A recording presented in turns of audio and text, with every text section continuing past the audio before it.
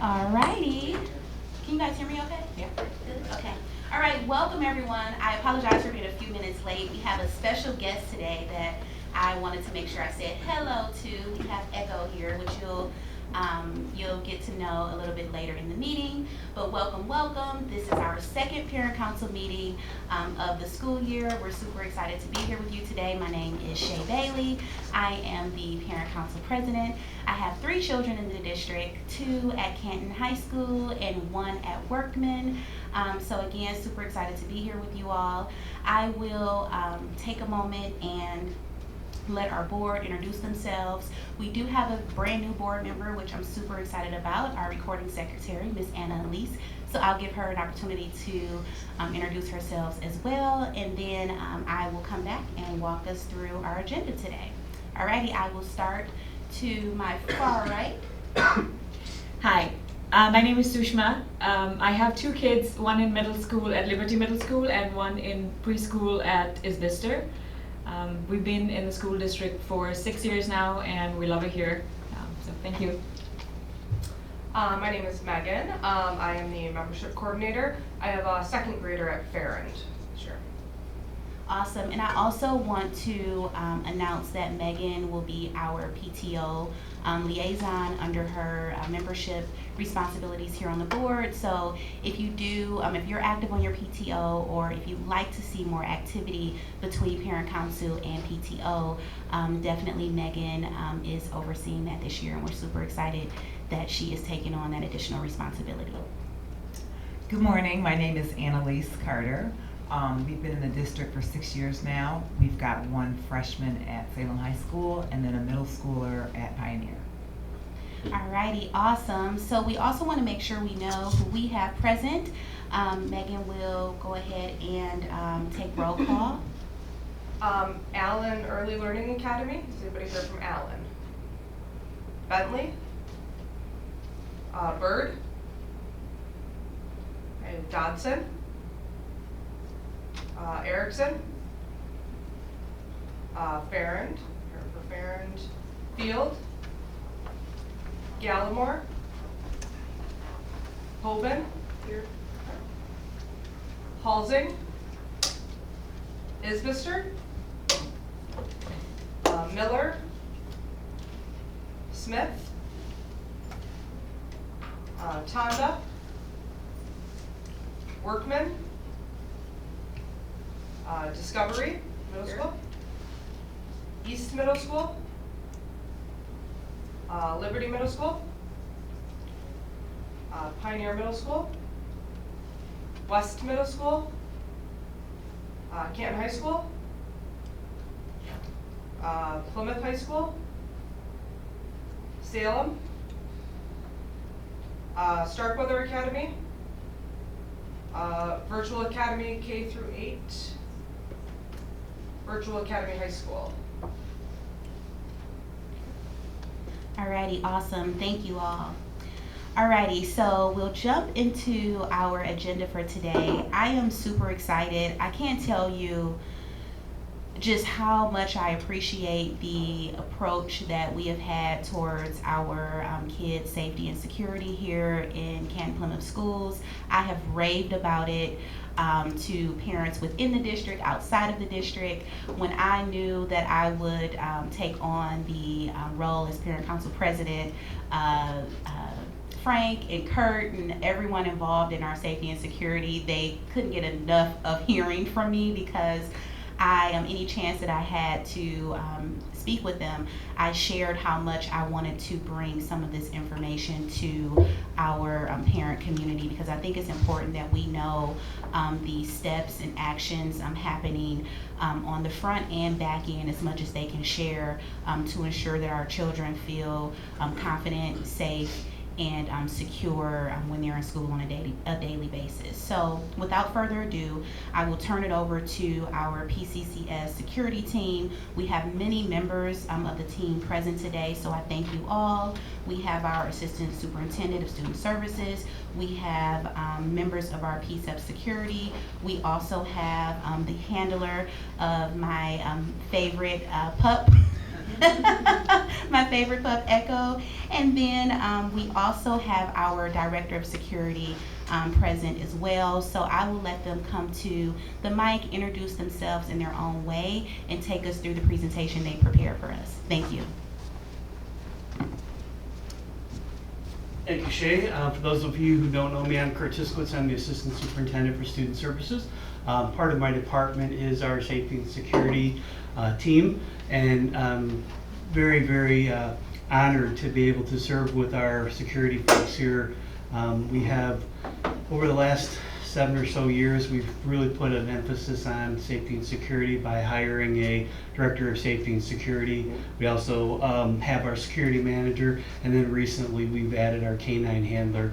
All of them are an integral part of the safety approach that we have to keeping our kids and our staff safe. I'll bring up Josh Meyer, who is our director of school safety and security. With him we have Eric Kolke, who is our safety manager. Primarily at the high school with our security officers. We have a staff of about 20-ish, 22-ish that are on campus from 6:30 in the morning till 10:30 at night every day. A little different on the weekends, but for the most part they're on campus when our students are here. We also have Scott Houston, who is our K-9 handler, and of course our K-9 Echo, who was a gift to the district from the Colonial Club of Colonial Kiwanis Club of Plymouth that donated him several years ago. I think he's been 3 years now. Yes. With us. So with that, I'm gonna kind of turn it over to Josh, and he's gonna share a video with you and talk to you a little bit about our safety security approach. Hey, good morning. Josh Meyer, I'm the Director of Safety and Security for the district. A little bit about me. I retired from Canton Township in 2020, came over to the district. I was fortunate enough to bring Eric Kolke and Scott over from Canton Township with me. Both of them are retired police officers from Canton. Eric is my security manager at the park. He specializes in a lot of different things, but he was instrumental at the police department in bringing ALICE training to the district. And now he's a certified ALICE instructor for our district, so he goes around and teaches ALICE to all of our buildings, all of our staff, does that on a regular basis, refresher trainings every year, and then also manages my security teams at the park. And then Scott is the K-9 handler for Echo. Echo is a dual trained dog capable of detecting explosives, firearms, and then also acts as a emotional support animal for students and staff as needed. So I'll let Frank show the video, and then my team and I will be here to answer any questions that you may have after the video. Thank you. Josh, will you hit the first light switch for me on? Over there. Yep, please, thank you. First one. Yep, first one, thank you. Oh, the other one, hit the other one. It's alarming to see a man walking into a school with an assault rifle. The good news, this was a planned test in the Plymouth Canton School District. So if somebody approaches our building with a visible weapon, an alarm goes off in the Security Operations Center, and the building is going to go into lockdown immediately. The new technology they're testing worked exactly as it was supposed to. And that new technology introduces artificial intelligence into the camera security systems. The Plymouth Canton School District has 3 high schools on one campus. Students moving around in and out of buildings like a college campus. It really is busy over there. The cameras used to help keep students safe are now programmed to detect a threat before a person can. Nick Monacelli got exclusive access to see it in action. Nick, so far it seems to be working pretty well. Yeah, Karen, it really is. And when you think about artificial intelligence in education, normally you think about students using it to help them with their classwork, but this is the opposite. And infusing AI into camera systems, and so far those using it say it is the biggest game changer in terms of security they've ever seen. The Plymouth Canton School District has 16,000 students with 1,600 cameras trying to protect them. You can watch all of them inside the Security Operations Center, but it's impossible to watch 1,600 cameras hoping to see a problem before it's too late. This is detecting something that's abnormal. Safety and Security Director Josh Meyer says the solution to that problem, too many cameras and too few eyes, is artificial intelligence. The Plymouth Canton School District is beta testing new technology from Motorola infused with AI. One capability is the camera system can detect an assailant on its own. It's something they tested over the summer when no students were here. The district brought in police officers to act as an assailant, approaching the school with a real assault rifle. The AI camera spotted the threat in the parking lot. We had already alerted to this individual long before they walked through that door, but we wanted to also see how long an interior camera would take to alert on that person. It was instantaneous. That's as far as he got in, and we already had that alert. So a step in the door. A step into the door. This obviously pretty obvious that he's got a weapon coming in. How does the software do with smaller weapons like a pistol? We had pretty positive results all the way down to a very small concealable revolver. The system then automatically sets a series of events in motion. The building goes into lockdown. PA announcements are made, and alerts go to teachers on a mobile app, which has real-time information and a checklist of what to do. All those things are happening simultaneously. We've taken the human error out of it. We've taken a human element because And at the the end human of reaction time. It sounds like we're placing a lot of faith in software and new technology. Any concerns on your end about whether it will not work? We've done extensive testing on a lot of this equipment with Motorola, with the Vigilon, and I'm confident in the ability of the systems. When I look at incidences that have occurred across our country, and somebody is walking up to school with a firearm visible, if I can detect that before they even get to that front door and prevent them from even gaining access into our building, that's a win. That is just one capability of the system, though. The security team gave the system a list of parameters, things to watch for, and again, it's backed by AI, so it's always learning. And when one of these changes color, it means the camera sees something it's not used to. So if it's used to seeing students transitioning the hall between, let's say, 10:30 and 10:40, and now at 11 o'clock it's detecting motion there that it's saying is unusual, it's just going to tell us. It's just going to say, hey, there's an unusual event occurring on that camera. The camera's going to come up. We're able to quickly look at a 10-second clip of it and go, oh, that's just a student going to the bathroom. The Plymouth Canton School District is one of just 2 districts in the country working with Motorola to test this system. One thing they would like to see, automated notifications to law enforcement, information and pictures or videos when there is an assailant. We're having to give them a description of that individual, whether it's over the radio or via 911. We want to be able to take that image and send it right to them, right in their patrol car, so they see who that individual is. They know instantly when they get to that school who they're looking for. Superintendent Dr. Monica Merritt has been impressed by the system so far, but admits there has been pushback, some believing the system is intrusive. And that is absolutely a real fear that people may think that, are you policing my kids? Is there a surveillance system? And so you really have to communicate your why. And we're not here to watch or You're not Big Brother? That we're not Big Brother. We are not watching at all. We are looking and utilizing our resources, our people, to ensure safety. The system is an added layer of security on top of what already exists. But those in the schools say this is the biggest advancement they've ever seen. I thought this was going to be a game changer in terms of being able to identify these things before they get to our building. But when I saw it work and I saw how quickly we got the alert, that's when I knew it was a game changer. And I knew that this is going to make schools safer.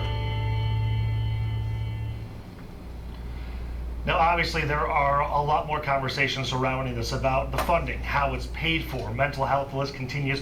We'll talk about a lot of that tomorrow on the morning show on Local 4 News. But Karen DeMond, I personally was very skeptical going into this, wondering how is AI going to see weapons, going to see a potential threat before a person could, and it proved me wrong.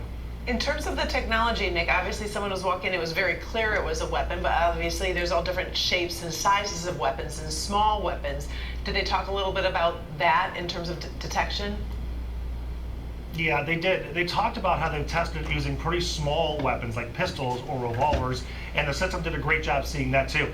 Obviously, concealed weapons are another conversation which goes more into that mental health conversation, which we'll have tomorrow morning. But, you know, in terms of the direct threats that are coming that you can see coming, it did a great job with that. And even the security director made a good point saying many of the attacks that we've seen on schools, some of the times, many of the times, you can see the threat coming if you look back in the history books, and this technology could have seen that. And to have it go into an automatic mode where the building shuts down and Right. alerts are happening and announcements are made. It takes all that reaction time. Just think about how long it takes a principal to see something, notice something, run to a building, press a button in his office, make an announcement. That takes minutes. This happens instantly. Yeah, it was amazing that one step in and boom, that alarm went off. Nick, we appreciate it. We know we're going to have more on this on Local 4 Plus tomorrow morning and in the morning show. Thanks so much. We appreciate it. I'm gonna show one more. Hold on, we're gonna show this one at Echo. Okay.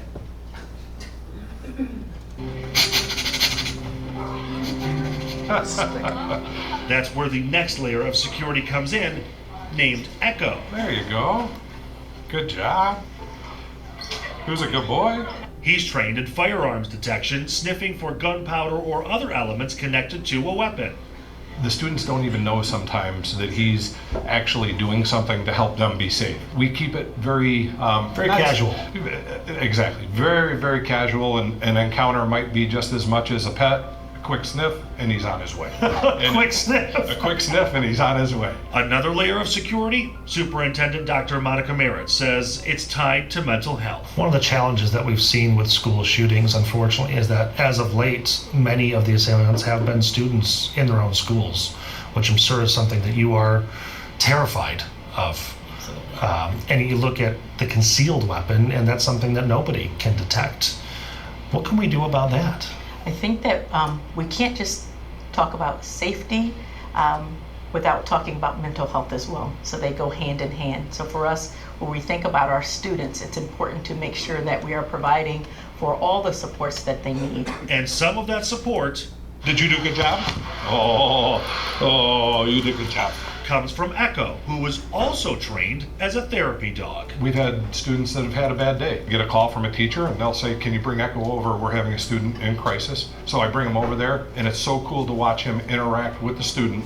He puts himself over there and he'll let him pet, and then all of a sudden you see the student you can almost see the stress coming out of the student's body, and then all of a sudden you see the student and they're like, okay, I think I can get through the rest of the day.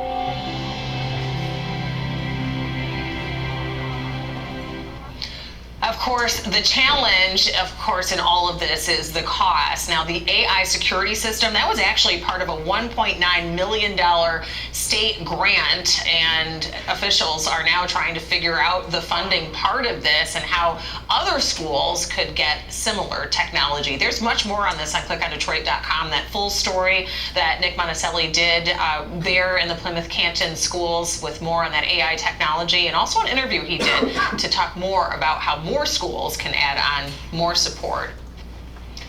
There are still gaps in security in school districts. Thanks, Kurt. Alrighty, awesome.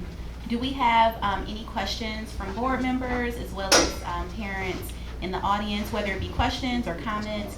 If you're thinking something, please feel free to share that. We have a lot of parents who watch after the fact on our YouTube channel, so we do want to make sure that we get as many questions answered as possible. And just in case I forget to mention, all of these videos are available on our website in our safety and security section. So if you missed anything, if you'd like to share it with other parents in your specific community, please share that information and drive them to the site so that they can see for themselves all of the work that's going into our safety and security.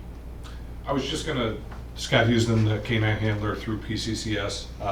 I just wanted to kind of explain a little bit about what Echo truly does as far as when we do stuff. So in a swatting, we had a swatting incident when I first got Echo. I have access, we have mutual aid, I have access to about 13 other K-9 teams, and they came and they searched Canton, and they searched Plymouth, and then they searched, I believe we only searched Plymouth, I take that back, we only searched Plymouth, but we got it done within about a 2-hour window. So in a normal swatting instance, if you don't have Echo, now you gotta try to line up everybody, and you gotta try to do certain things. And why that's important is the operational needs of the school are first and foremost. So we wanna keep the school open, we wanna make sure that it's a safe learning environment. One of the gold standards that I use, somebody asked me, I think we might have talked out at the Back to School Bash. And I have a son that goes to Canton, 2 in Discovery. I've had 2 that have graduated Canton and 2 that have graduated Plymouth. So I've had well, I'll have 7 children that have gone through the district.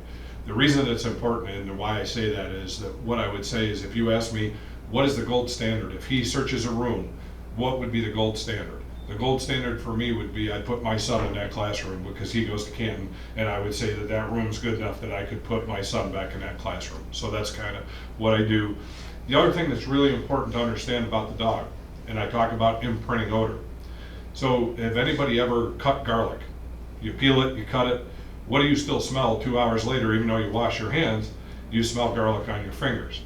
So with explosive materials, like fireworks are what they would deem as cheap explosives, right? They're very inexpensive, but they're very odoriferous for the dog to smell. So let's say a student goes to camp during the summer. They bring their backpack. They put in fireworks in their backpack. Why is this important? Because he may indicate on a backpack with imprinted odor that there's nothing inside the backpack.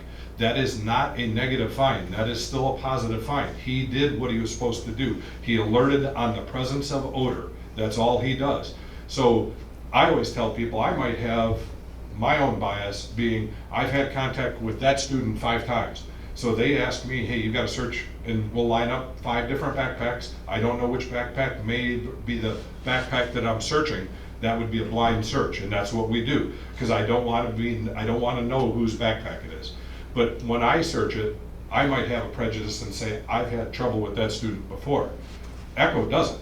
So when Echo does a search, all he's doing is alerting me to the presence of odor. So when he walks by the bag, it's either a positive or a negative indication. He is a passive indicator. Obviously, we don't want him scratching potentially a bomb.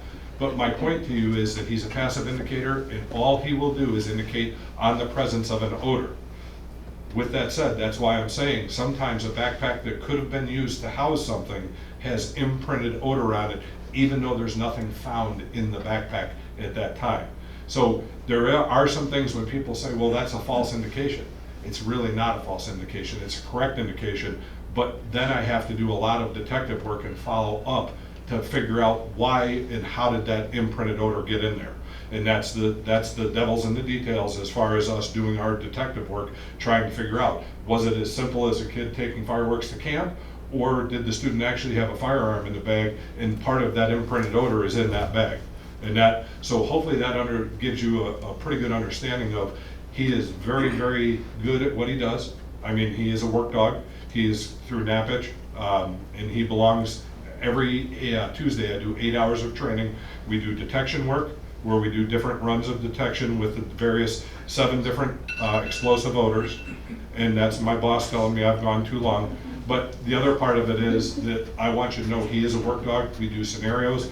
We do medical scenarios where if a teacher says, Scott, I have a student choking, I can put him in the down. I can leave him in the down, walk over and assist. Maybe you have to do something and assist, and he'll stay in the down. And then when I come back, so it's a very, very good, he is probably, you met him a couple times, he's probably one of the best dogs I've ever had. So as far as that goes. And Scott, you're not just at the park, right? You visit all the other schools? I go to all the other schools. I go to the elementary and to the middle schools, and I do a presentation for the kids. They get to meet Echo. And like I said, not only do the students love him, but there's a couple teachers that say they need their minute of Echo time, they call it. And you know what? They get their minute of Echo time. So yes, I'm sure my time frame is well overpassed. Kurt's laughing. I do have one thing, a question. So yeah. We do have more mental health or ammunition combo dogs in the district. We have 4 to 5? Yes, there's okay. Danny at Canton. No, they're all just emotional We only have support. one dual trained dog that does firearms, explosives, and detection, and The works others as are emotional support animal. The other 4 are just emotional support animals. Shay, there's actually a story in the new magazine that just came out about the dogs that we have throughout the district. Most of them are emotional support animals. Awesome, and we do have some of these over by the sign-up sheet, so if you came in and you did not take one, these were also sent via mail, but definitely take one of these. Thank you, Frank. Is that on the website as well? The magazine? Yeah, or like the information within it? Yes, everything is on the website. The magazine is too in a couple different languages too. So. He's a yellow lab. He came from Croatia to Germany to Ohio. This is my first time hearing this. I can't hear what. Oh, Yeah, we speak into the microphone. Oh, yeah, sorry. Is it working? Okay. Do the students know about the AI detection? Not many of them know. I mean, students have an idea that there's cameras, and obviously with the news story, they have a better understanding. 1,600 plus cameras, that's district-wide, that's at all of our schools. And most of the students have no idea that a lot of these systems, we have systems that will detect gunshots, similar to a shot spotter that you see in the community.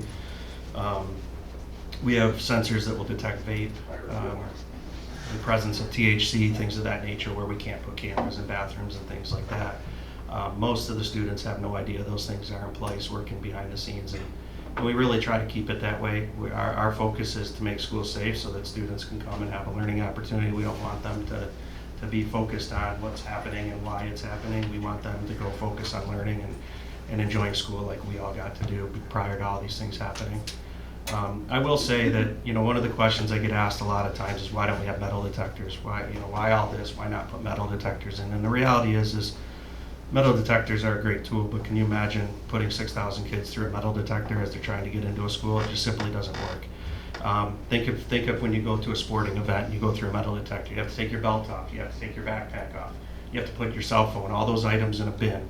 Then you have to walk through that metal detector. Then somebody has to physically search that backpack, that other items, before you go into that sporting event. And that's what every hour on the hour would look like at our high school. It simply isn't realistic. So what I was challenged with by the superintendent after a lockdown that happened just after Oxford when I came to the district was to find solutions, find realistic solutions that we could put into place to protect students, and so that's what we're doing. I look at this as an onion, and we're peeling back the layers of an onion, and each one of these systems that we're putting in place is a layer on that onion to keep our kids safe.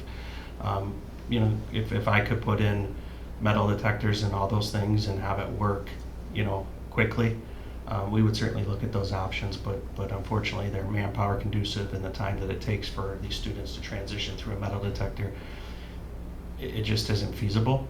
And we're also trying to put systems in place that our students feel like they're coming to a school and that they're not showing up at a prison every day. That's ideally what's important to me and to our students, is that they feel safe, but they know that they're coming to school. And so that's why we're putting a lot of these systems in play, utilizing the technology. We try to look at every scenario that could happen, and we try to put systems in play to both prevent and respond to an incident that could occur within our district. Again, at all levels across, not just, I know this was focused kind of on the park because our security operations center is at the park, but that security operations center daily is monitoring 28 buildings across the district. It's not just the park. Just so happens we had space at the park, and we had an ideal location for that security operations center there. Is it possible you can speak a little bit about the pedestals that you've installed along the paths at the park? I mean, literally, the hairs on my body are standing up because I unfortunately had a freshman at the park during the crazy security scare where I think our kids were down 6 hours or something like that before all of these things were put into place. So I'm appreciative as a parent of all the action that you all are taking. The pedestals, I think that they're not something I thought about, but I used to think about the security as the students are moving from one building to the next. So parents may not see them, so can you talk a little bit about those and just give us some info about them? Yeah, so the incident that happened at the park, unfortunately, we have kids that transition between the buildings every hour and the hour. And not every kid, not every student has access to a cell phone. And so as that transition is happening between buildings, we had to come up with a solution to provide our students with an opportunity to report an emergency. And so we put in 8 emergency call boxes, very similar to pedestals that you see at a college university. They're a 2-button system, so one button alerts our security operations center, the other button goes directly to 911. That gives the student the opportunity to report an emergency. If they see something on a walking path in transition between the schools, they can report that. All of those call boxes are camera monitored, both on the actual pedestal. So if you push the button, we know who pushed the button. There's a camera also monitoring it, so we can see as they're reporting that emergency, we can start looking for information. We can utilize that camera system to start trying to determine what happened, start looking to see who was in the area when that button was pushed. And the reason being is I'll go back to the incident that occurred in 2021. You know, what happened there is we had a student report that they believed that they saw a firearm on a student. That prompted us to go into a lockdown based on the information that was provided. We utilized that camera system very quickly to determine who the actors were. And so when I get asked why did it take 6 hours to release the students, and the answer is quite simple. I can't release 6,000 students from a classroom until I'm 100% confident that they're going to be safe. And I have to do so in an organized manner. I can't just push a button and say, everybody, you can go home now. It would be chaos. And so what happened there is we did our investigation. We quickly used the cameras to determine who the actor was. We were then able to use that camera system to see where they went within the building, who they interacted with. And so I don't know, you know, the camera system is very good, but I don't know if there was a handoff made every time that person had an interaction with another person. And so not only do we have to ensure that the person in question didn't have a firearm, we have to make sure that every person they interacted with from the time that we were alerted until the time that we went into lockdown wasn't handed off a weapon. And so that takes time. Because we are in transition, not every student ended up in their assigned classroom.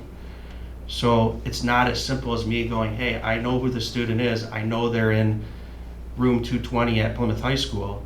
No, they may not be. And so that once we were able to quickly, I would say within an hour and a half, we were able to quickly identify everything, get everything calmed down, and now we started working on a dismissal strategy. But again, we have to get buses. Traffic was chaos. It took some time to put those things in play and then be able to slowly release those students in an orderly fashion and get them out of there and get them home safe to their families. So. Awesome, thank you. Yep. Do we have any other questions? I just have a question. With the park being utilized so much in off hours, what kind of prevention do you have if something were to be planned? Do you know what I'm saying? If something were planted or happened during when school's not in session. I mean, I live right there, so we're over there a lot. You were riding past and whatnot. Just curious if there's any prevention for that. Yeah, that's a great question. So I do have, the park is staffed with security. Our security operations center is staffed till 10:30 at night. I also have a midnight person that works the park as well. And so we utilize our systems as that preventative measure. So as when you saw in the video, you saw a couple screens or 3 screens that have like what looks like a honeycomb. What we call that is focus of attention. And what that does for us, I can't expect anybody to look at 1,600 cameras and see what's going on at all hours of the day or night. But that system is working for us in the background. So we put parameters in there, we put rules in there, and that focus of attention is looking for problems. It's utilizing the artificial intelligence and the analytics within the cameras to look for the things that we say. Now, again, we still need the human element to look at things and verify it. So for example, we've had some incidents overnight. My day shift person comes in, they start looking at the history. First thing in the morning, they start looking at that history. And if they see something that's abnormal, for example, we had an unusual motion detection in a building at 3 o'clock in the morning. He came in at 6:30, he sees we had an unusual motion detection in the building at 3:30. He quickly got onto the system, started looking at it, and found that we had people in the building at 3:30. Came in through an open window. And so quickly we were able to get people over there, make sure there was nobody left in the building. Fortunately, this was on the weekend, and then work through that process. So that artificial intelligence analytics is really a game changer for us, because I can't have, that park is huge. I can't have people everywhere all the time, so we utilize those systems to work for us. Thank you. Yep. Quick question, I was just wondering, as far as the artificial intelligence system that the news story was highlighting, was that just implemented this school year, or has that been in place? Yeah, so the firearm detection, so we've had analytics and artificial intelligence within our camera system for 5 years now. We began heavily using it about 3 years ago, is when once we built that security operations center. See, prior to that security operations center, our cameras were used as kind of a reactive measure. Nobody was monitoring them every day. It was simply, hey, we had a fight, we need to go back and look at video, or hey, something happened, we need to go back and look at video. About 3 years ago, when we built the Security Operations Center, we began using things proactively. And again, I'm not looking for student code of conduct violations. That's not my job. That's not my role. Do we see them? Yep, we see them. We report them if necessary. But our role is to keep schools safe, and that's what we're looking for. So when we're looking at cameras and we're putting parameters into our artificial intelligence center, it's solely based on the protection of students and the protection of buildings. We're not saying look for dress code violations. We're not saying look for this. We're saying look for somebody coming to a door that's not supposed to be at that door, a vehicle that's not supposed to be somewhere that it is. Those are the things that we're putting into the system to look for. And so what came about as we started building this out and working on a system, Michigan State happens, and the tragedy at Michigan State. And so I engaged Motorola in conversations following that. And I said, listen, I'll never armchair quarterback what happened at another school, and I'll never sit there and say that things could have been different. But what I will do is look at that and try to determine how we can make our schools safer based off an incident that occurred somewhere else in our country. And so I said to Motorola, I said, listen, if I can tell the camera to find a green car, or I can tell the camera to find somebody wearing a ski mask, why can't I tell that camera to find somebody that's in possession of a firearm, visible firearm? They said, well, we think we can. And so we engaged Motorola in conversations, and that's how this beta test came about. And so over the summer, we were at a point where we had built this out, we had worked with them, and we were at a point to beta test to actually bring the firearms in front of the camera and see how quickly those detections occur. I was a little bit kind of, well, let's see how this really works, right? And once I saw it, I was a believer. That where we talked about 1 foot in the door, that alarm actually happened before the camera actually picked up the firearm through the glass of the door before they actually even touched the door to open it. And so then once I was sure that this was going to detect firearms and it was going to work, the next phase of this is to build this out with Motorola and then tie in all of those systems. And so again, when we look at peeling back the layer of the onion, I don't want siloed systems. I don't want a camera system that's going to say, hey, there's a problem over here. Now I got to run over and I got to get on a radio, or I got to run over and push a lockdown button, or I got to get to my cell phone app and alert my staff. I want systems that are integrated, that are going to work together and take that human element out of it. Take it so that our principals can focus on keeping kids safe and themselves safe, and the systems work on the alerts and the notifications. And so what we said to Motorola was, listen, we have a significant investment in a Vigilon, which is a camera system, access control system owned by Motorola. We have a significant investment in Motorola radios. I said, we want all of our systems to integrate. And so whether I go with Crisis Go, which is our emergency management platform on a cell phone for staff, it has to integrate with the Motorola products. It has to integrate with a Vigilon. If I go with shooter detection systems, which is a gunshot detection system within our buildings, it has to integrate. Our mapping systems have to integrate. And so now what we didn't have before is if I hover over, for example, I've taken our maps and we've had 3D layered maps, we put them into our system. If I hover over those maps, I can see where cameras are, I can see where sensors are, I can see where all of those things are. I can hover over it, I can pull up a camera, I can see what that is. Our police officers responding to schools. We don't have, we've eliminated keys and things of that nature so that doors can't be left open, can't be keyed open. So we take that human error out of it, but that has to be done in a manner in which our police officers can access those buildings. And so now we've given them access to those maps. We put flashing lights above the doors, so when we push a lockdown button, a police officer coming to that building knows right away what door they can go to, where they can get into that building and get into that to eliminate a threat or deal with a situation very rapidly. And so to answer your question, it's a work in progress. We're much farther along than what we thought we would be.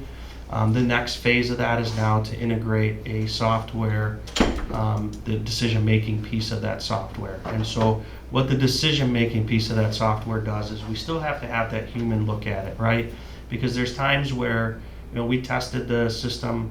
When we tested the system, we tested it with toy guns, we tested it with other things. And the decision-making piece is going to take a quick look at that, at the data coming in from that camera feed, and it's either going to say, hey, that's an umbrella or that's a gun. If it's an umbrella, it's going to suppress that. Now, we're still going to know that an incident has been suppressed. We can still go back and look at it, but it's not going to set off all the alarms and lock down all the buildings and everything. And so that's the part that we're at right now is in the beta test phase of that, is to test all those pieces and components so that we don't get false lockdowns, we don't get false alarms, because the last thing I want to do is put kids in a lockdown situation and create fear and panic when we don't need to do that. And so Motorola has been an excellent partner. I'm confident in the systems that we're putting into play, and I'm confident in the work that we're doing. We just have to get over that last hurdle and then tie everything together and do those final tests. Thank you. You're welcome. Awesome. Any other questions for Josh? Obviously, the weapon was identified prior to entry of the building. Yep. So I was surprised to see that they were able to enter the building. Is that just so they could be confined? That's just a simulation. That's a test of the system. So when that system fully gets implemented, what will happen when the system is fully implemented, as soon as that alerts that there's a firearm, we get the notification of the Security Operations Center. There's a series of things that I can't go into great detail because I won't put my playbook out there for the bad guys, but there's a series of things that take place and the building automatically gets locked down. So that's the integration piece where we worked with Motorola, where I said I can't have silos. So there's other systems out there, other vendors, other companies that make a firearm detection it's a layer on top of your camera system. So for example, I'm not going to mention the company, but if I were to choose this company, it's like having ADT alarm at your house. They come in, they put an overlay on your camera system. They're in California monitoring it. Alarm goes off because it detects a firearm. So now imagine you're watching that video, right?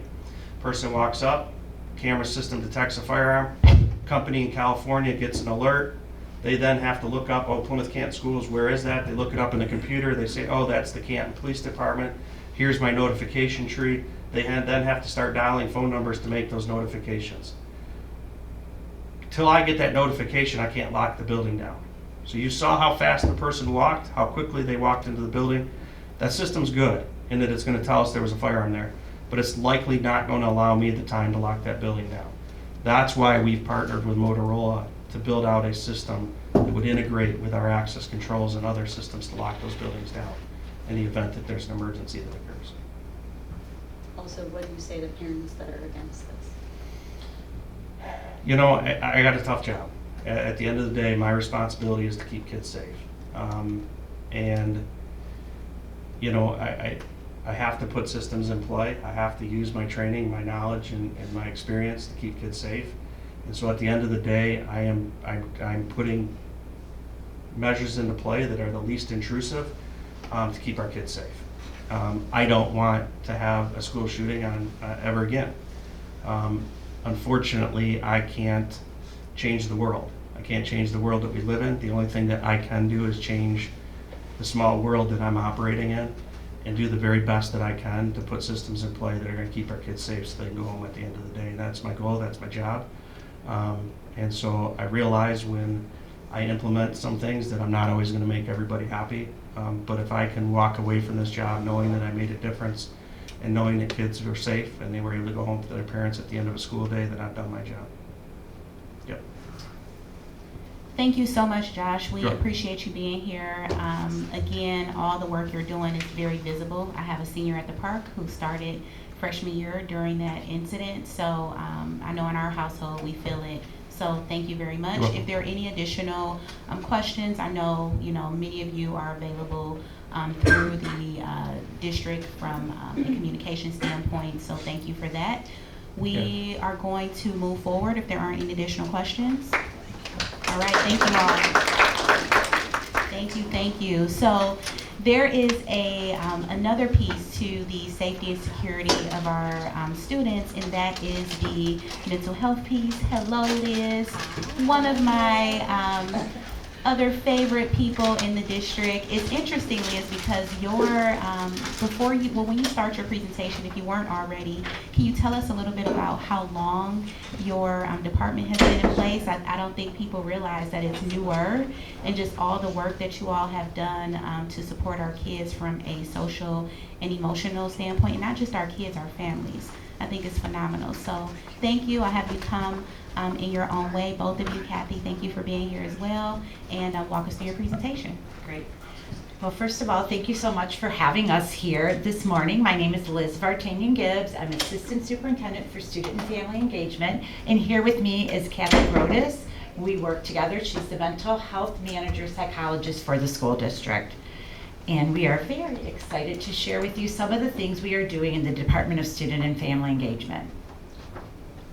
I can advance it if it's not. That's okay, we'll figure it out. It's slow. It's okay. There it is. So the work we have in our department is all aligned to our dynamic plan. And I'm sure all of you who are on parent council know that the dynamic plan has 5 specific goals that we align our work to. And probably about 5 years ago, we were seeing an increased need for our students and their families for their overall wellness, their mental health, their academic achievement. And we were thinking, what else can we be doing here in our district? And we started looking around to see what other districts were doing across the United States, and they had departments called Student and Family Engagement.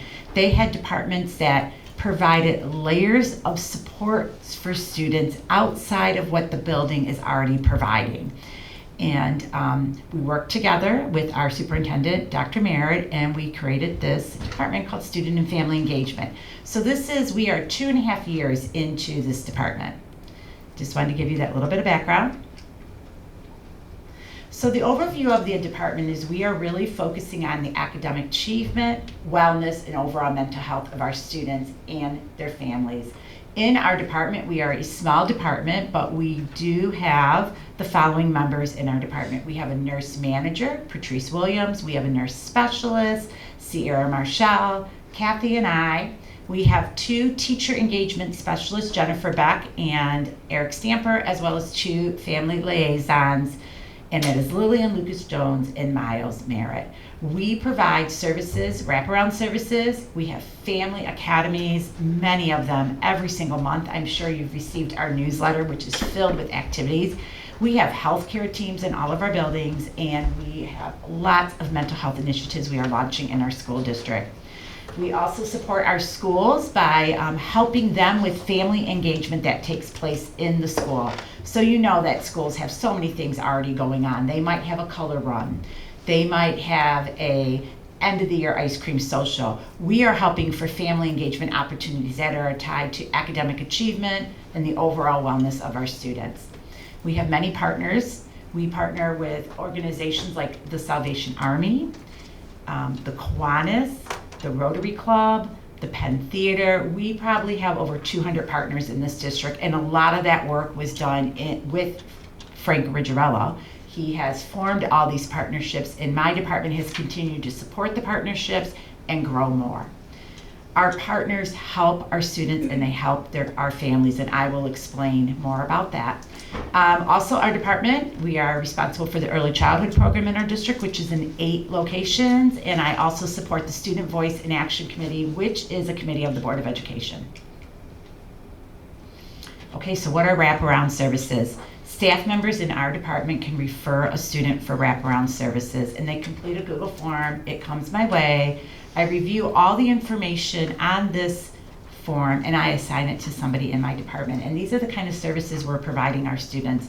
We provide them clothing, and we have a clothing bank here in our district out of Salem High School. It's large. It is filled with all clothes that are in style, so the kids that are receiving items from the clothing bank look like every other kid in the school, okay?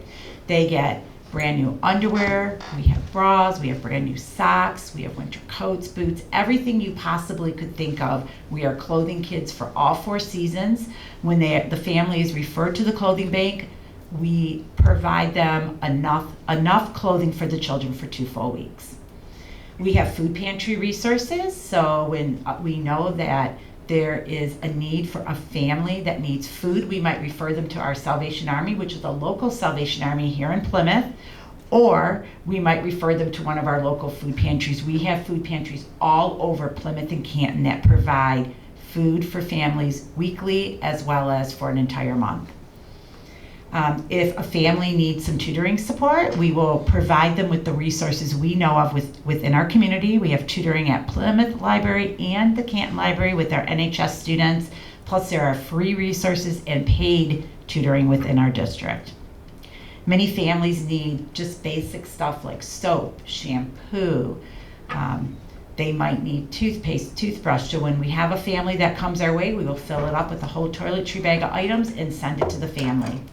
We also refer families to many service organizations. So I'm just going to give you some recent examples. We work with all kinds of families, but there could be a family that might be saying to us, we are really struggling right now. My husband just lost his job. I am not working. We can't pay our utility bills. There are organizations within our community that will meet with the family. They sit down with the family. They develop a plan with them to help them get their next bill paid so their heat's not turned off, their water is not turned off. And these are families within our community, and the kids go to school in our district. We help families get dental appointments for their kids, which would be free for basic dental care, as well as students who need a vision screening and glasses. And these are all partners within our district. So an example of vision screening is Henry Ford in Plymouth, the new location, has a program there where they will screen children and see if they need glasses, and then the kids can pick from a series. There's like 12 glasses they can pick from for which ones they would need according to what the screening results show.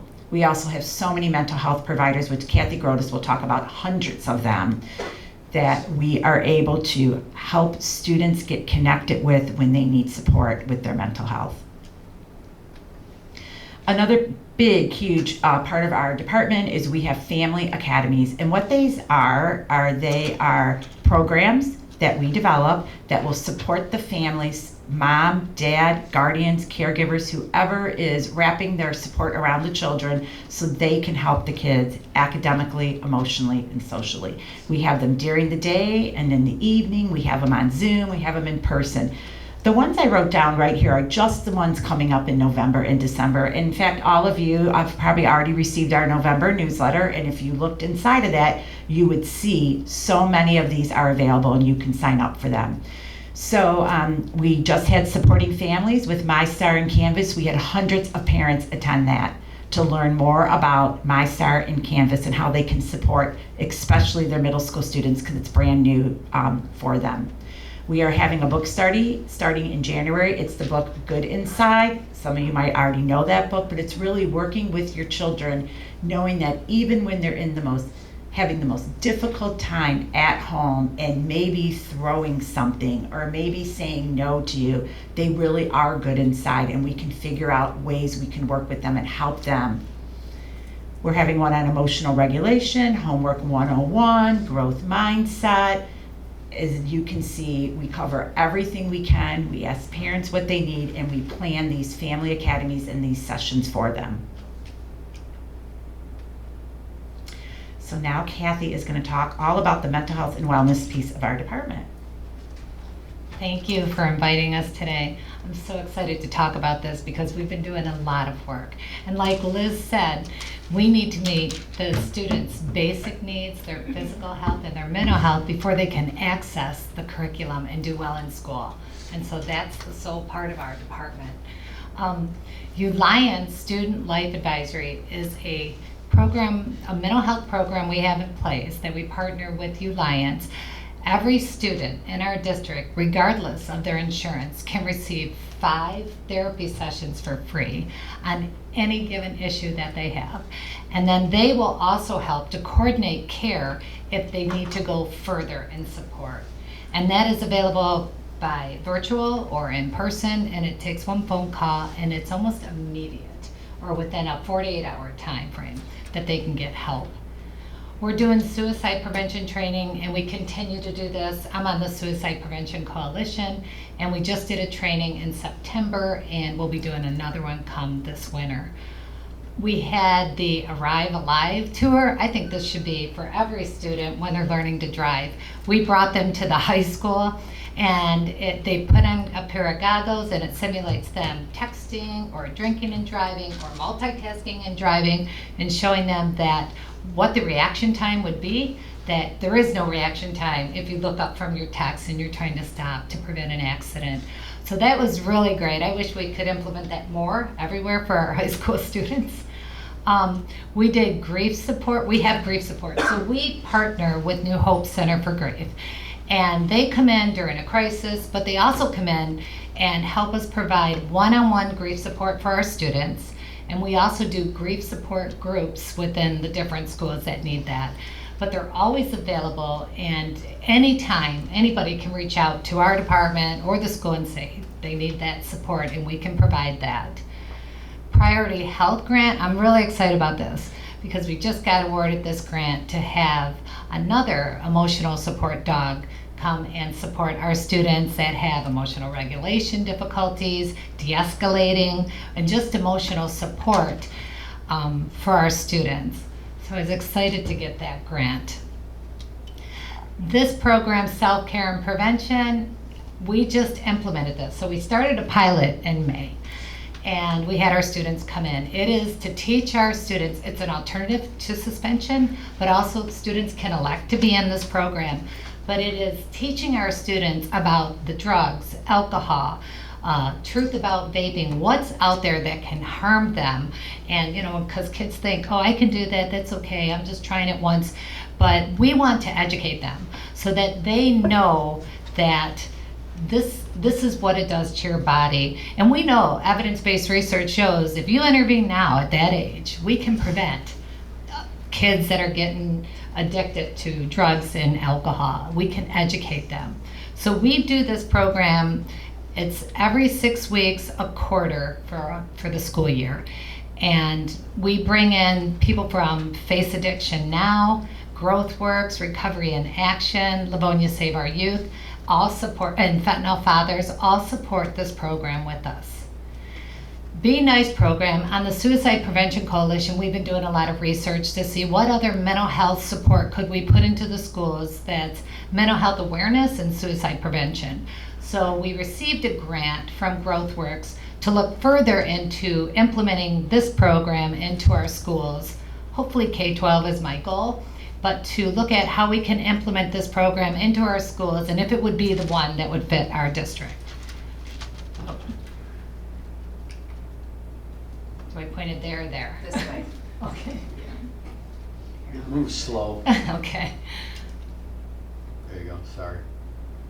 So family presentation nights, we started that a couple years ago. We do a family presentation night once a month at, well, we do also the academies that Liz had brought up, but we do these family presentation nights once a month at the Penn Theater. It's free to everybody. We open it up to anybody who wants to attend. But we sent a survey out to the families, and they sent us some things of what they felt would be of interest.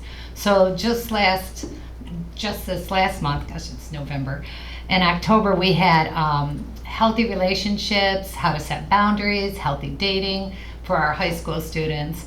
This month we're having Kevin Fisher, who's the executive director of NAMI, which is the National Association of Mental Illness, come in and talk about his journey with his son on mental illness and then suicide and the supports of mental health that's out there through NAMI. Also, in December, we're having the DBT therapy, which is a dialectical behavioral therapy, come and talk on anxiety and like what that focuses on and what type of support. So the people that do these presentations also partner with us to offer support, and that type of support is like kids can learn how to de-escalate, how to focus on self-regulation, coping skills, communication skills, social skills groups, and that's for all kids, K-12. Also, we did a human trafficking to bring awareness, because every time a student opens up their phone, they're letting somebody in. And who are these people and what are they asking for? Because we want our kids to know that they can reach out to any one of us and not to be afraid. If somebody's asking for something or they're feeling uncomfortable, to come and talk with us their families, the school, and we can help them get out of any situation. We never want our students to feel like they don't know where to go. We also have the wellness programs, and Liz might need to help me with this, but we have a nurse in all the buildings and a health tech in all the buildings to help support our students' physical needs. So I'm so excited about what Plymouth Canton is doing. It's just nice to see that we're meeting the kids' mental health needs and physical needs. Also, this is our 4th year on the Mental Health and Wellness Fair, and we've grown from the beginning. So we had over 3,800 people show up last year. This is how we grew in our partnerships with our mental health agencies to help support our schools, like by just calling them up and saying, hey, we need support here, they're there. But the fair is a way to help our families learn about what's out there in a fun way, free. Everything is free. The food from Kiwanis, all the programs that the mental health agencies come to do in a non-threatening way. So before a crisis happens, a family can learn what's out there and what can we do and where can I go get help. So we wanted to make it so mental health is not so scary and there's no stigma around it. That's what our goal is. So kids will reach out and talk about it freely. But this is so fun. So it's April 26th from 10 to 2 at Plymouth Kellogg Park. All the Plymouth Township, Canton, and Plymouth, all of the police and fire join with us. They're leaders. We had people from the state come and join us and support this. So come out and join us and bring your families. And I think, is that it? So we can take any questions Any or questions? comments right now at this time.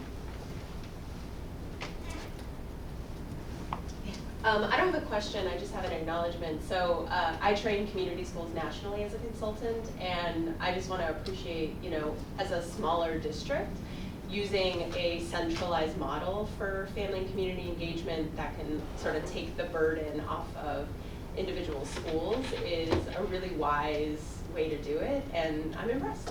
Thank you. Thank you so much. We're looking for a fan club, so we're Yeah, thank you. Okay, got it. Any other questions or anything we can answer? I think I have more of a, how can we help expand knowledge around the services you offer? You and I talk every chance we get, so I personally know. However, how can we make sure that parents know that these services are available? How can we help spread the word even before we get to the health fair, which has been a super success and growing year over year? So how can we be a helpmate to you guys? So first of all, thank you for that question, Shaylee. And just most importantly, one way to spread awareness is read our newsletter and know what's in it. Like we can actually see through S'mores how many people have viewed our newsletter. So we're probably sending it to 20,000 parents, moms, dads, guardians, caregivers, and there are thousands who do not read it because everybody's so busy. So if you could read our newsletter as leaders at your school and leaders of parent council, and when you talk to your friends and neighbors and you see that there's a need, this is a great way to connect them. Anyone can call me here in the district. If you know a family, if you have someone in your family, we will support all of our students, all of our families. The school counselors know all about our programs, so working with them. And just knowing that we're here for whoever needs us in our district to help with hope and to give them what they need so then tomorrow won't be as difficult as it is today. Liz, can I add to that? So we send every Thursday morning, we send information to our principals for their newsletters. So you should be seeing many of the events and things that these guys have in the newsletters every single week.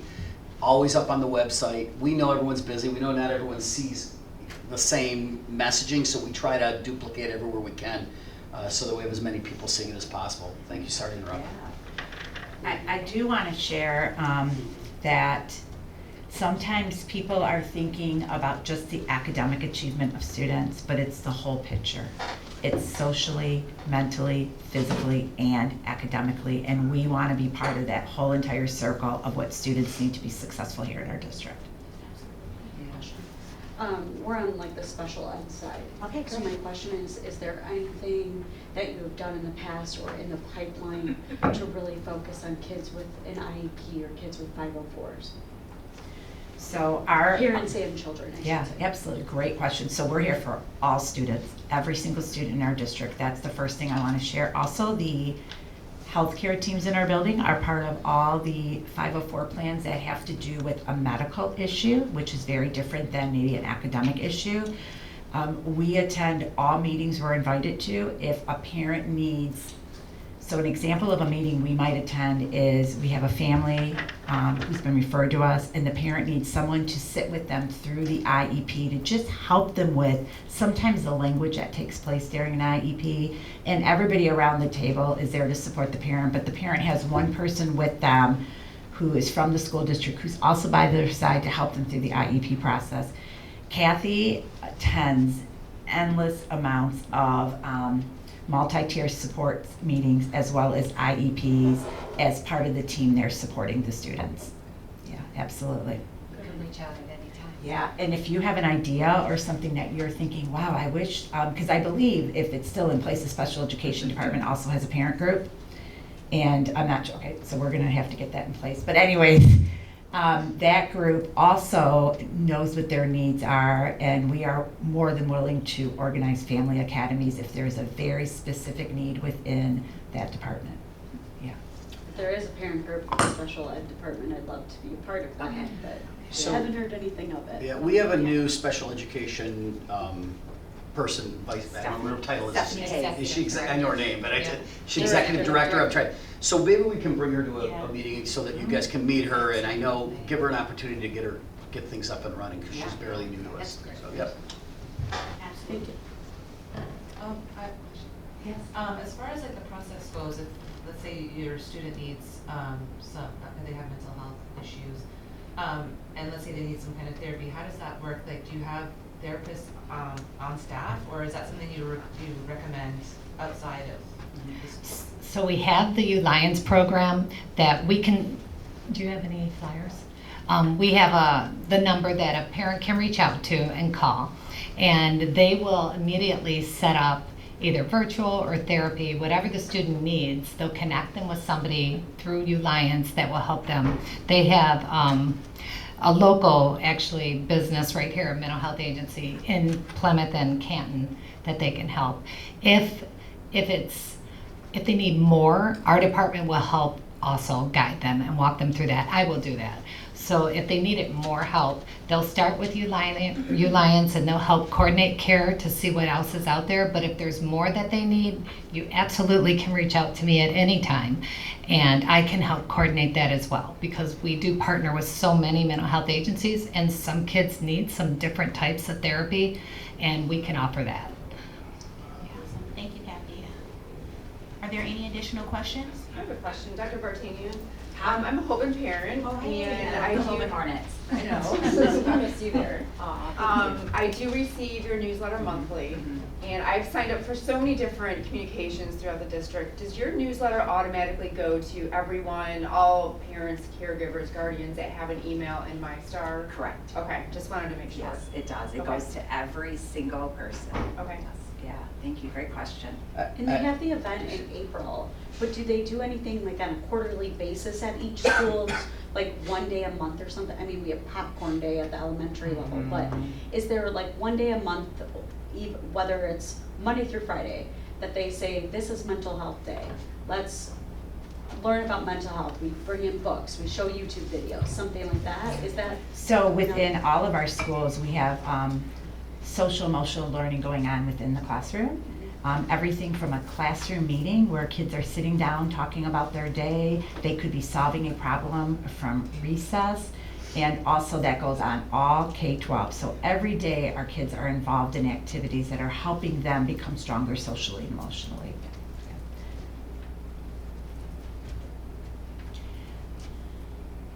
And just to follow up, I'm making note of some of I think you're bringing forward some things that, I hadn't thought about. So we're making a few notes here to see if we can get some additional key players in to speak at meetings and just sort of give us a little bit more information around some of the topics you're bringing to our attention. So thank you. I want to share one last thing too that you made me think of. So we shared with you the information about Uliance. It was the first or second section of the newsletter I just sent everybody in November. Uliance will also help with goal setting. So if you have a student, and I'm just going to make up this scenario right now. Your student is having a very, very difficult time completing any homework in the evening. They're in 8th grade, they're not interested in doing it. Uliance, you can call them and they will set up goal setting meetings for your student to help them develop goals, meet their goals, and follow up with them. So it's not just a breakup from a boyfriend or girlfriend, or it's not just a divorce that took place in a family. It also has to do with goal setting and coaching them also. That's great to know. I was just going to put an exclamation point on what Kathy said. She is available to everybody always. In fact, sometimes I question her about how much she makes herself available on nights and weekends. If she says she's going to follow up on something, she absolutely will. And even just to add to that, you all are very responsive to the most one-off situation. I've had parents that I've referred to you all if I didn't have an answer, or the situation was just very not something that I knew how to respond to on my own, and you all have been extremely responsive. So thank you. I think the department is definitely necessary, and you're doing great work with our families in the community. Thank you, Shaylee. Thanks so much. Thanks, guys. Okay, Appreciate thank it. you for having us. We hope to come back again and just share some things we're doing, okay? Thank you so Absolutely. much. Thank you. And as we get closer to the mental health fair, we'll make sure that we continue to share. I'm sure we'll have handouts and things Oh, like yeah, that as we I get will closer. provide handouts. I'll Yes. give them to Frank and you guys can share. Yes, Okay, absolutely. thank you so Thanks, guys. much. Alrighty, awesome. So now we have our superintendent. She has joined us for a update. We are always super excited to have you. Thank you for carving out time on your very busy schedule to be here with us. So without further ado, I will turn it over to Dr. Monica Merritt so she can share her update, and then we'll turn it over to Q&A. All right, thank you, President Bailey, and to the executive board. It's great to be here. Thank you to our families. I think the last time we were together, I remember in the Q&A section, there were questions around safety and security and also mental health and wellness. So I'm so pleased that you were able to get our incredible team here today to hear about many of these investments. All of these investments and systems aren't possible without the human intelligence behind it to make it work. And so I'm so pleased and proud and grateful for the work of Director Meyer, Assistant Superintendent Tiskowitz, Dr. Liz Bartanian Gibbs, Dr. Grotus. That's so important because you see this idea about how do we make our place safe for our students. That's #1 priority. How do we support our students with mental health and wellness, but really implementing those ideas, it's key with the team. So again, thank you, and I'm glad that you were able to be here today. I'm super excited, as I always am. I never miss an opportunity to brag about this school district, our amazing students, and to give gratitude and thanks to our parents for entrusting us with their care. We are still having a great start to the school year. I was just at Farron for Halloween. I hope that you saw our social media post about our students and the celebration of that day. You know, I have a lot of energy and it can be overwhelming for times. Poor little fellow, I was dressed as Maverick from Top Gun, and I found a twin at Brody. And I was coming in full energy, but he was so gracious to take a picture with me on that day. So just exciting. As I like to brag about the things and accomplishments of our students, I'm glad that the magazine is out. That is a place that really showcases. Hope it came in your mailbox. This is our fall edition. We'll have another spring edition. But today I just wanted to briefly talk about things that don't always seem as exciting, but I think that they're important as an update to our community. One being finances. We always know safety and security is #1 priority. Academics are #1 priority, so that's the work that we do daily. I was very pleased at our last board meeting. We had Plant Moran, which is our external audit that comes in to look at our finances. And I'm proud to say that once again, we ended with a clean audit. There were no findings. Really, when we think about how we're funded and taxpayers entrust us to be stewards, good stewards with our finances, we actually had a positive variance in our budget of $7 million. So it took our fund balance up to 23.1%. going into this year, which is very, very, I'm saying impressive, and I'm proud of that work that we continue to do to keep our eyes on the goals to support our students for teaching and learning, and making sure that we stabilize our budget so that we can align our resources for the work that we're doing here.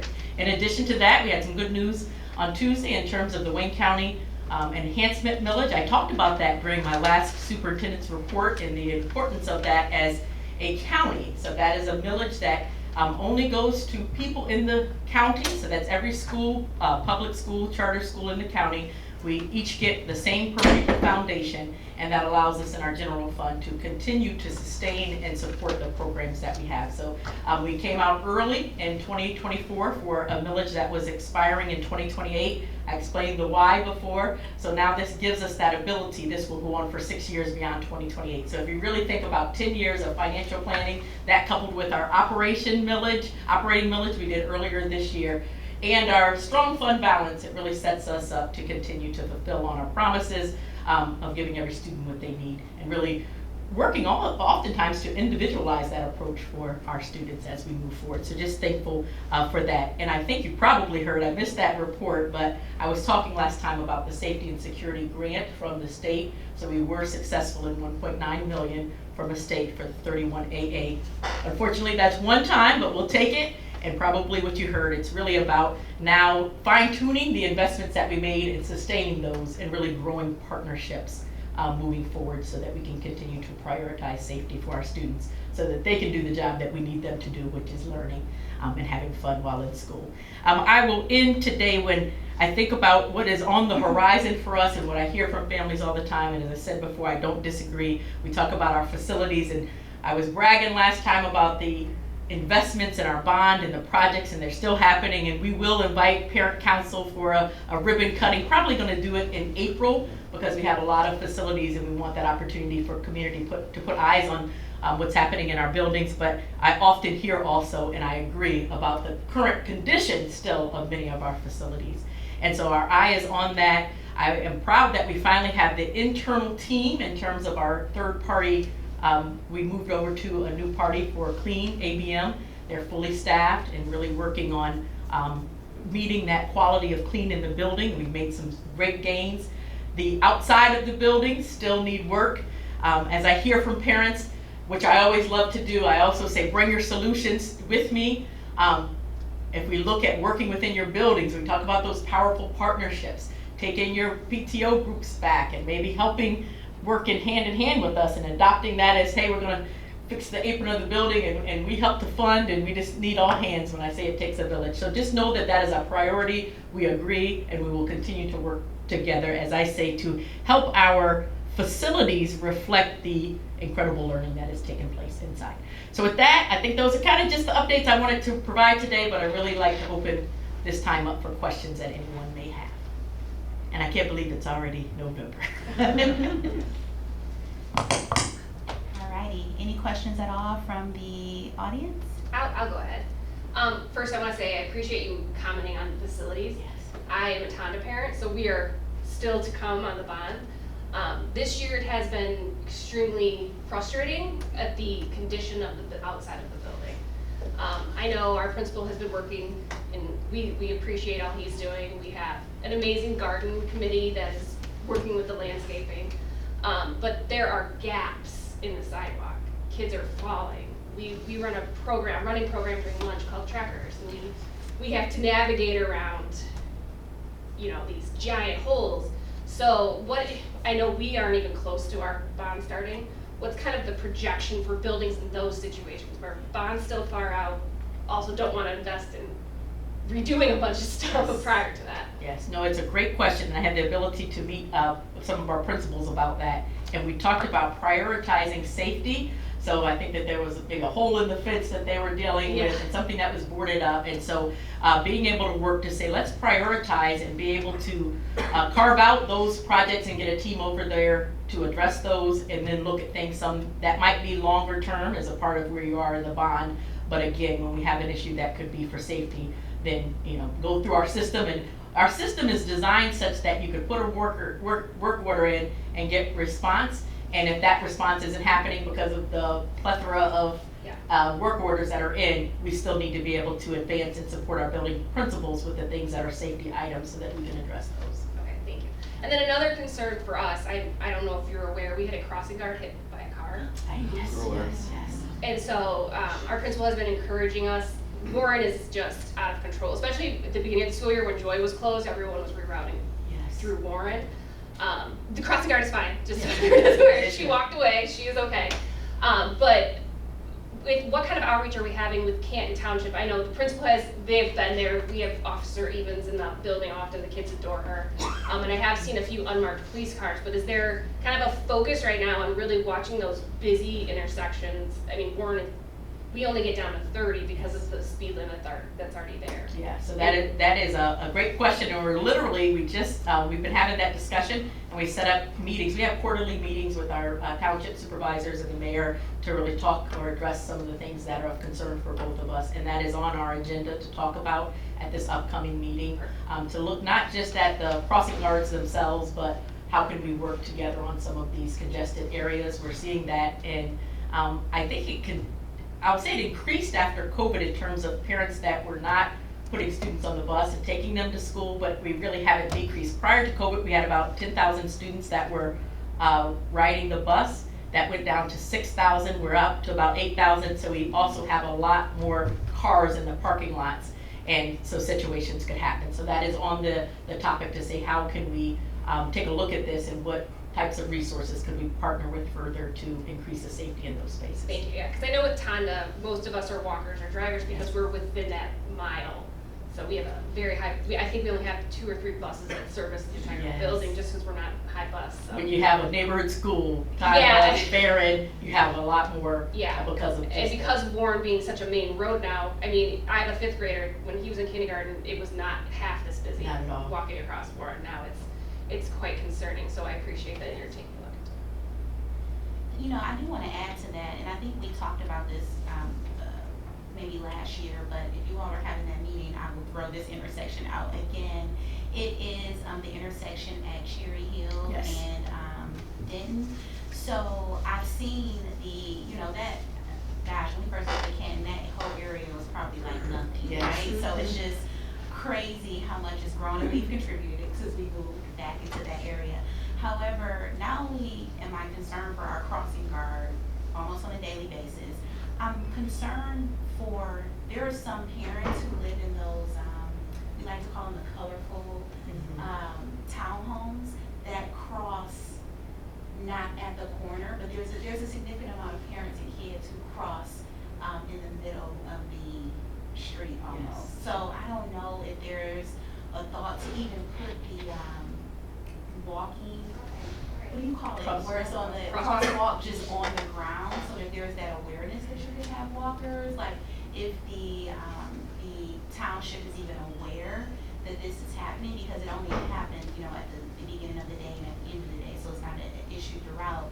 However, that is something that, I see often, and to your point, I went to buses because I said, okay, wait a second, the bus is safer from a getting my daughter back and forth to school perspective than me at this point. So we did move to the bus, but we're also, still seeing that. So just a thing. So they definitely are aware. I know that when able, they've supplied some of their police force out there to help us, but they're also, everybody deals with staffing issues, and so that's not something that we can depend on every single day, but I definitely will include that in the conversation. With our buses as well. That is a very bad intersection. We live in that area as well, and if anyone from the township, it is chaotic. I'm surprised that nobody has been hurt or injured or anything. And now with the new marketplace going up on that corner, it's just going to get more congested because there are no turn lanes. Maybe they're coming, but it doesn't seem like there's any turn lanes. It's gonna get more congested. So if the township has any ideas, extra people, I'm not sure, maybe they don't, but to sit there and watch it now, it's only gonna get worse in the next probably 6 months. I'm not really sure when the marketplace is due to open, but. No, that is definitely great feedback and feedback that we'll talk about. They're usually very responsive when we talk to them. They're really great partners. But we have tough spots in the community. There's no question about that, where traffic is just crazy. And I think that has just grown so much over the last like 5 years, that there's more families that are moving in that area. That's fantastic.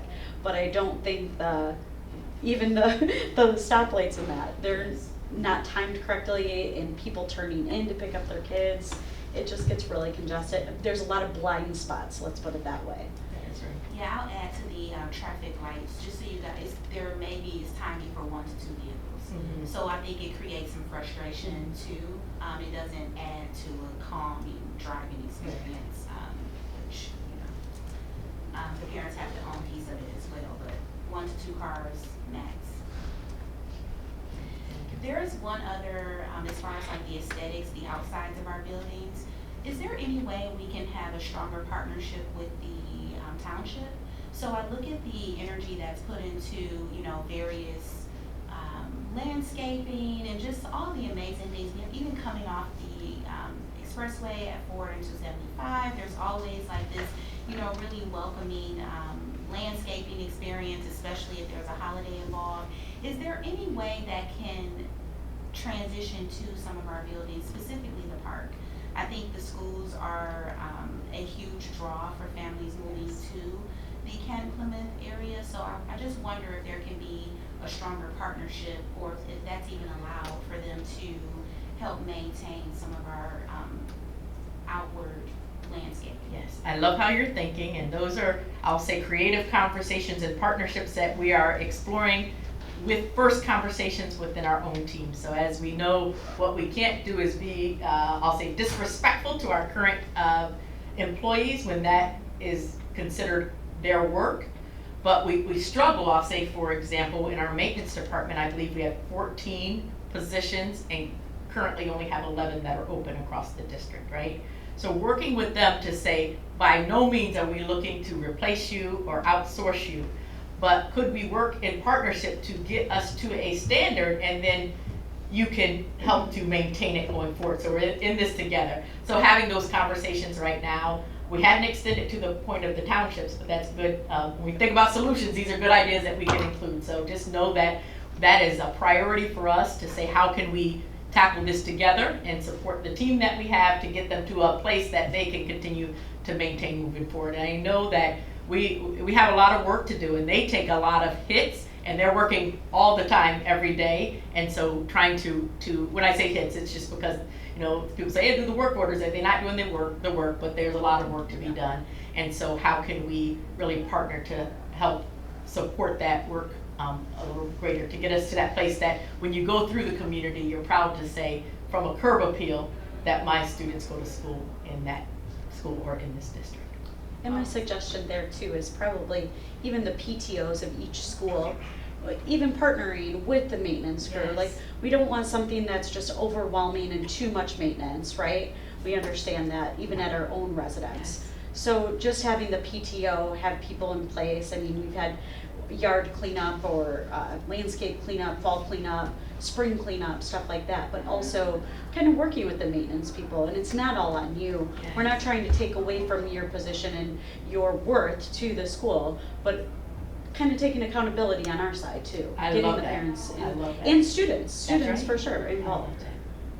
I have a question in regards to that. At Farron, we have a beautification committee, and we've actually worked with Ms. Washington to start identifying where parents can help support removing weeds, bushes, things that are overgrown.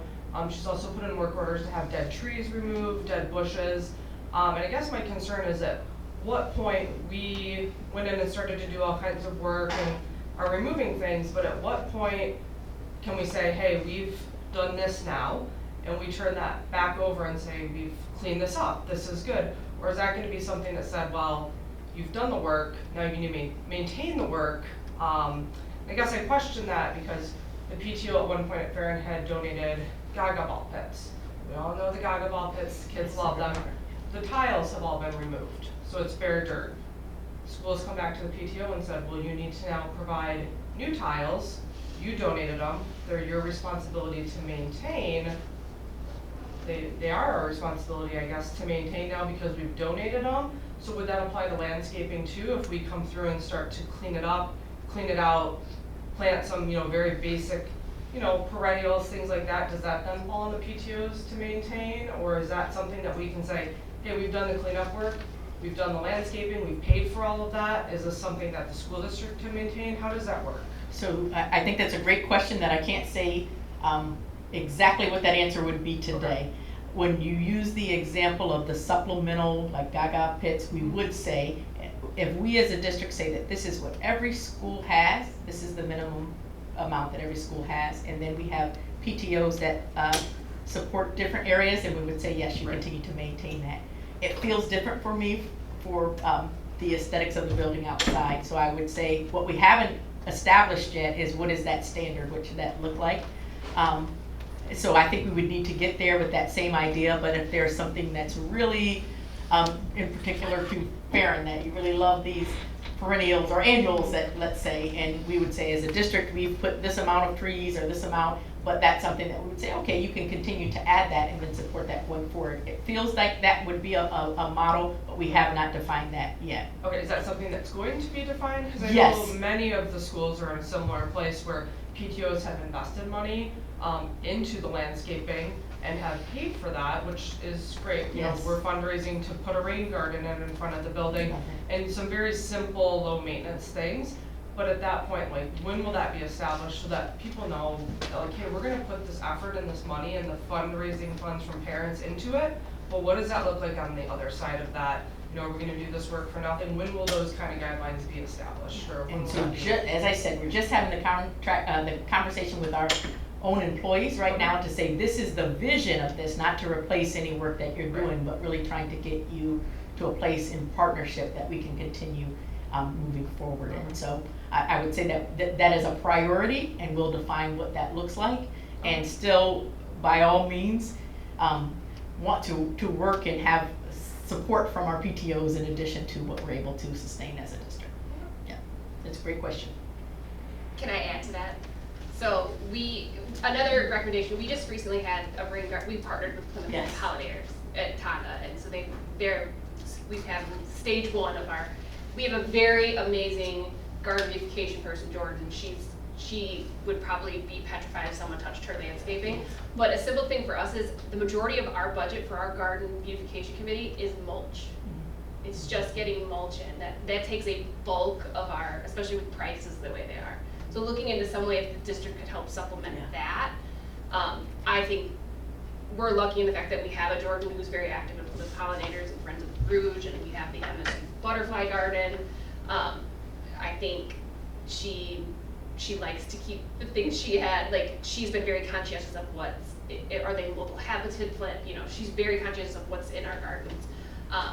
But if we, like I said, if we could just look at some sort of supplement of mulch every year, I think we spend probably almost $1,000 in mulch. You know, I think that those are good ideas when we talk about scaling as a district, and if we're going down a path where we could have preferred vendors and we are able to get a better price because this is something that we're doing across the district, and then we're working with individual schools to say, if we're purchasing mulch, is there a particular area that you would need? That could be something. So I definitely think that those would be not just us sitting down internally, but maybe even have representatives from each of the schools, really, as we design the guardrails of what this beautification partnership could look like over time.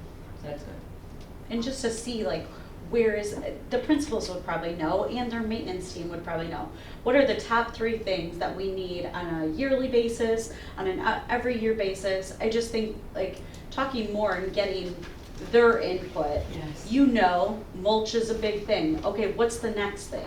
Maybe not every year we need mulch, maybe we do. What can we how can we supplement there? I mean, it's just communication. Yeah. I love that. I'm happy to sit on a committee that works on beautification of our schools in general. That's one of my, I'm happy to. I'll say that. I love that. So, do we have any additional questions for our superintendent? Thank you for these amazing updates. I can't tell you how much It brings me joy as a parent, and just being able to share with the parents around me all of the amazing work that's happening in the district. So thank you, thank you. Are there any additional questions? If not, I will turn it over to Frank for any announcements that you have from a marketing standpoint or just need to know standpoint. So I want to start with, first of all, notifying everyone in the room that January 23rd is our next meeting. Our team, which is Carly, so you've met Carly, I think, we're trying really hard to try a way to get more parents in. We know this is for some parents, especially working parents, sometimes this is a difficult time of day, but we need your help spreading the message to other parents about this event, about this meeting, these meetings. And we always want to make sure that we're providing the information you want. So please give us the feedback on that. And we work with Shay every month to kind of prepare an agenda. So hopefully we can spread the word and we get bigger crowds here, because I think a lot of the information we share is going to be useful to take back. But also, I'd like to see us get to a point where we're sharing information amongst each other about things that are working well at some schools that other schools might be able to implement. I've been involved with this group for a lot of years, and that was one piece that I saw years ago that I think could be really helpful in the future, is that sharing of information, so that there's things that one school is doing that could be really helpful at another. So I want to make sure that we do that as time goes on. So that's the first thing. Second thing is I just want to tell you a couple of things that are coming up in the marketing department that I think you'll find useful. And as we get into the new year, we'll be bringing some of this forward. We are working on a brand new website right now. We know that the website we've had has been around for a while. There's a lot of information there. It's oftentimes really difficult to find things on it. We are working with a really good new company on a new website. We're well into it. We probably will beta test it sometime around the holiday break, and then it'll be full-blown probably by February. Before that, or at that time, Carly and I will do a presentation for you folks on the new website so you know what it does. But it really is the two big points. One, obviously, to help you find information more quickly, the search will be better, and to bring some individualism to the school websites as well. Big thing about this new site is it'll be very, very easy for the school staff to fortify with information. That was the most important thing when we were searching for a new company, was to find a way so that it's easy. This one is not so easy. Somebody has to be pretty technically skilled to do it, and so some schools have really robust sites and some aren't as good. So this, I think, will kind of level it out. One of the things that's really great about this one is each school you'll know it's the school based on the school colors and the logo, whereas they kind of all look the same right now. So I'm really excited about what's going to be coming, and Carly and I will bring a presentation for you soon on that. And then the last thing is, with the website, but also with some of the work that we're doing, we're really working hard to make the website's a good way for me to explain it. The current website's kind of, okay, here's the information. The new website is going to be more promotional, more, it'll talk about things like our promise to families that come to school here. Monica, help me here. I think we have about 2,000 students that live within the community that don't go to school here. Maybe go to private schools or charter schools. Our feeling is we want everybody here. We think this is a great school district and we want everybody here. So it's not just the building where they will come. We need to do a little bit more about promoting ourselves, and so that's kind of what the focus of the work that we're doing now is. And I'll look to you folks for feedback on how we're doing. So never feel like you're bothering us or you're complaining or anything. I want to know if there's something that we can do better that will attract you. You live in neighborhoods with families that their kids don't go to school here. I'd love to hear why they're not. I will also tell you that when we lose students, and we do lose some every year, that our department calls every single one of those families to find out why they left us. And in some cases, they're moving away. I've also seen some this past year, some families that think differently about, we're very open, we believe in I want to say this right, everybody has equal opportunities within our schools, and some people have different views about those things.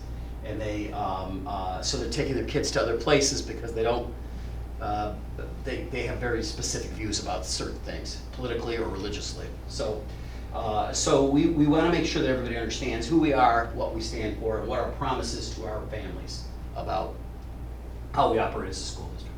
So with that, that's kind of what I have, a lot of the messages. I mean, this has been a big part of our work. We hope you enjoy this. We hope you've seen this in your household. We hope that will help us, again, promote, get people into our district. Those families that don't go to school here but live in our community are getting this mailed to their household. So we want them to see what great things are going on.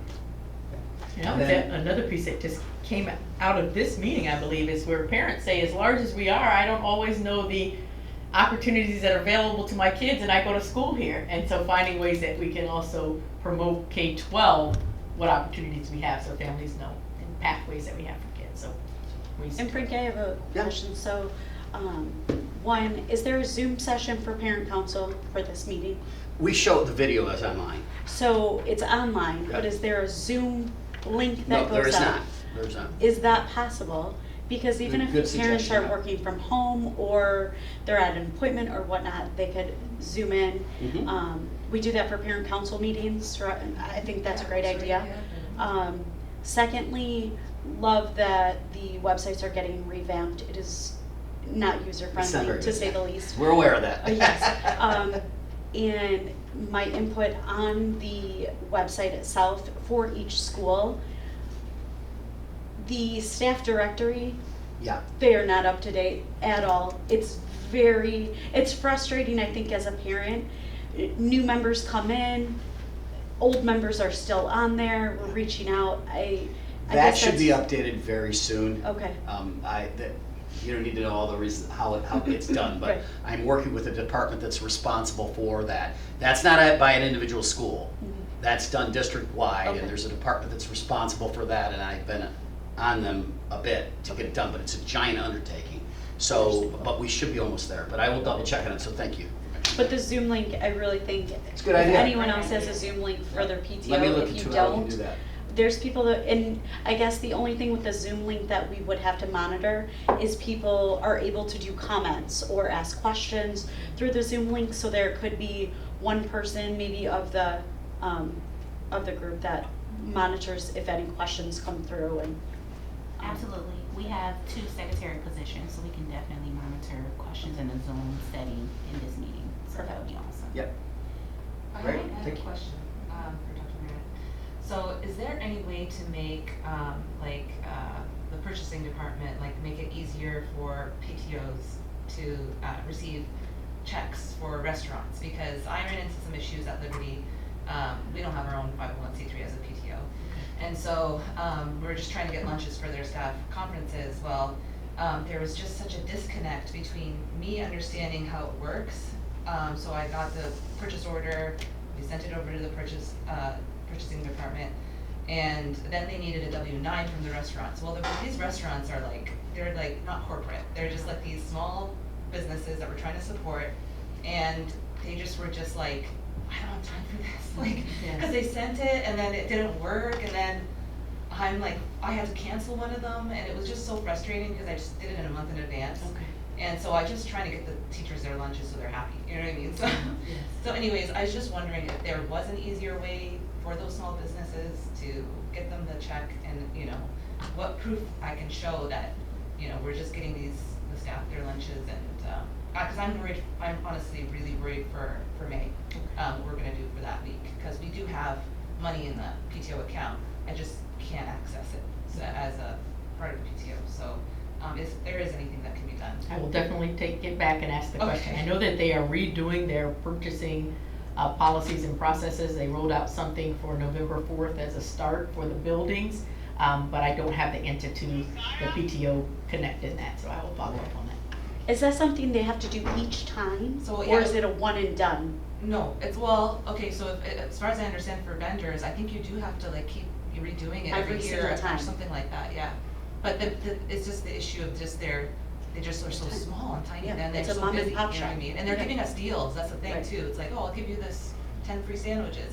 It's that's great. And then on top of that, I'm asking them to go and, answer their emails, and then I don't know what's going on, because I'm not in the mix of the emails, so. I don't want to misspeak, but I do think once they are on an approved vendor list, you don't have to Oh, redo okay. that part Oh, every okay, year, okay, but good. I'll find out for I thought sure. I was told something different. Yeah, Okay. it might be different for parents, that's why I don't want to You know misspeak. more than probably the person that told me, so. Okay, thank you. Alrighty, awesome. Do we have anything else? Well, thank you. We appreciate the parents who were able to join us today. We know some had to head out early. We appreciate our YouTube audience. Thank you. And now our soon-to-be Zoom audience. We'll definitely look into that for our next meeting. Thank you, Frank, for all of your support. Thank you again, Dr. Merritt, for being here with us. I will give you 11 minutes back because we can use that time as busy parents. So thank you again. The meeting is adjourned, and we will see you all next time. Thank you.